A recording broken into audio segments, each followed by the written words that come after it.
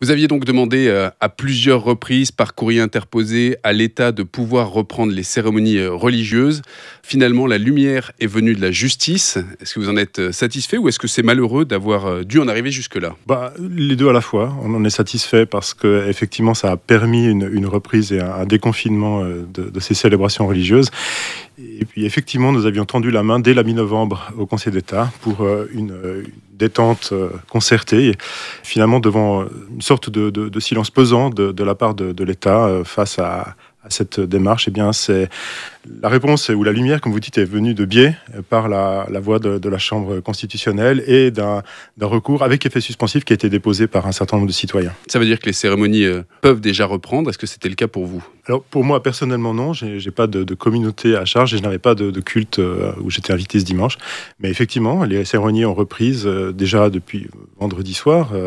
Possiblement pour la tradition musulmane ou pour la tradition juive avec l'office de Shabbat, et puis ensuite samedi et dimanche, oui. Avec quel protocole sanitaire, avec quelles recommandations? Eh bien, avec les protocoles qui doivent être en place depuis la fin du mois d'octobre et les nouvelles directives fédérales, donc en l'occurrence des rassemblements à maximum 50 personnes, et tout le reste du protocole sanitaire, augmenté de quelques points d'appréciation plus particulièrement genevois. Il y a une attente qui est forte de pouvoir à nouveau se regrouper? Oui, mais enfin, il ne faut pas s'imaginer qu'il y a des hordes comme ça, enthousiastes, quasiment hystériques, qui ont envie d'arriver sur les lieux de culte pour célébrer n'importe comment. Bien au contraire, il y a une reprise, à mon sens, assez mesurée, tranquille, prudente, évidemment précautionneuse. Et pour autant, l'Église protestante n'était pas à l'arrêt pendant le confinement. Il y avait tout un accompagnement sur la question du deuil notamment. Oui, enfin, ce sont toutes nos communautés, pas seulement l'Église protestante qui a été concernée. Oui, nous avons continué, bien sûr, de faire des célébrations de funérailles dans le cadre de ce qui restait autorisé, et même favorisé, en l'occurrence, par la loi. Ces funérailles se faisaient dans les possibilités d'une assemblée à 50 personnes, selon le lieu.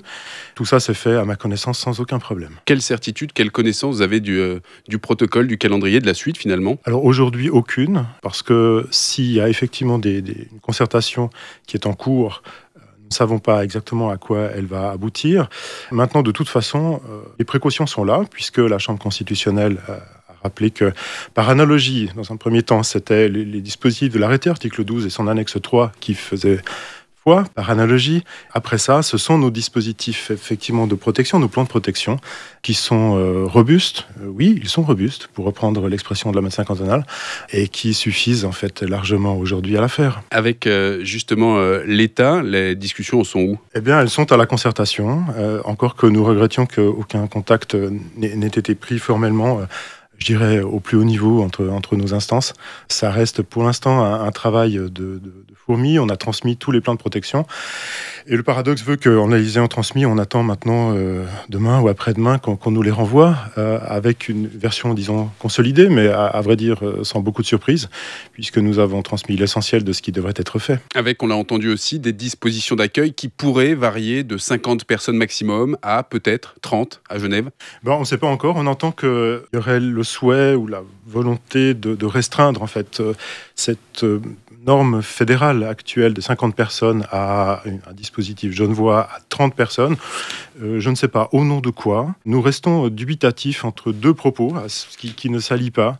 D'un côté, on a la médecin cantonale qui dit au téléjournal, on sait que s'agissant des lieux d'église, ce sont des lieux à haut risque pour un événement propagateur et transmetteur du virus. Mais d'où vient ce savoir? On ne le sait pas. En tout cas, la Chambre constitutionnelle ne le sait pas non plus, puisqu'elle reconnaissait, elle, jeudi soir, qu'à sa connaissance, il n'y a pas été démontré que les lieux de culte avaient constitué des foyers de contamination particuliers, des clusters, dans le canton, depuis la mise en place des mesures de protection. Donc aujourd'hui, clairement, je demande qui nous mène en bateau. Et la réponse est? On verra, mais j'aimerais bien avoir de la clarté, j'aimerais bien avoir de la transparence, j'aimerais des faits et des chiffres plutôt que de l'imaginaire. Quand j'entends encore Mauro Poggia, lors de la dernière conférence de presse, évoquer la situation du cluster de février à Mulhouse, sous prétexte que c'était dans un environnement religieux, je me demande bien quelles sont les références que nos autorités ont en tête quand elles parlent de nous, quel imaginaire elles ont quand elles parlent de nous, quelle connaissance réelle ou quelle méconnaissance crasse du terrain sur lequel nous évoluons elles ont.